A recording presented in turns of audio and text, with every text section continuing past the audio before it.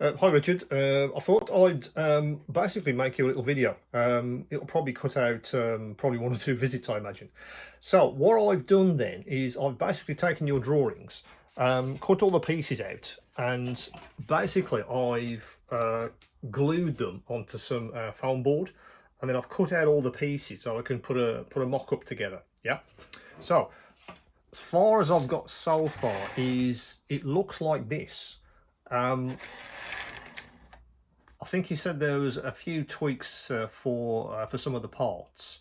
So I guess questions to you are basically this part here. I'm assuming that's supposed to go all the way to the back and then connect with one of the slots at the back there. So is the idea that this gap closes up and that ends up underneath the top part there? I think that's supposed to be the. I think that's how you've. I think that was the idea, wasn't it? So I'm assuming this gap disappears when this disappears at the back. Is that correct? I think I've got this the right way around, but obviously do correct me if I'm wrong. With the, I think all the pots are absolutely fine because I've got a real one.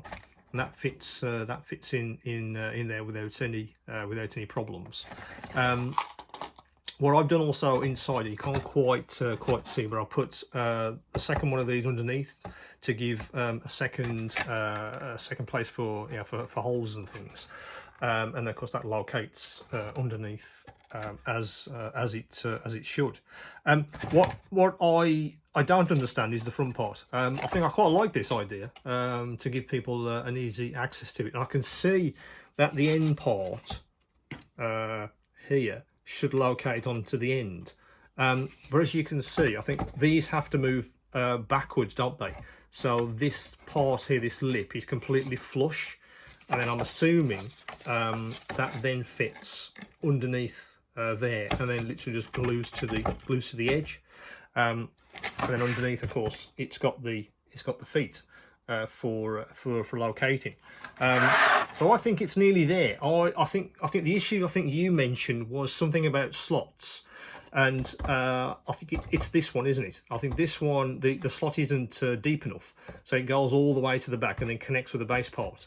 If this is going to end up underneath here, if it moves back that way, then of course this part here, which is sort of sticking out, will then be flush with the front, and then of course then the end will go on without any problems.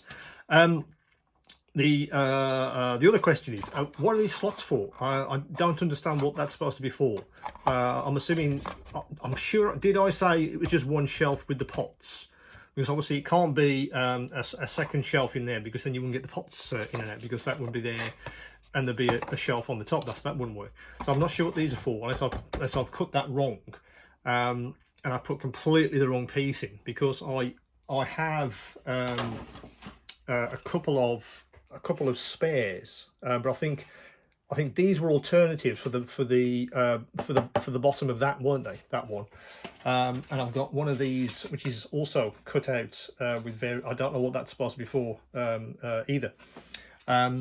And then it also says that, as you know, that's correct. I think I cut too many bottom pieces.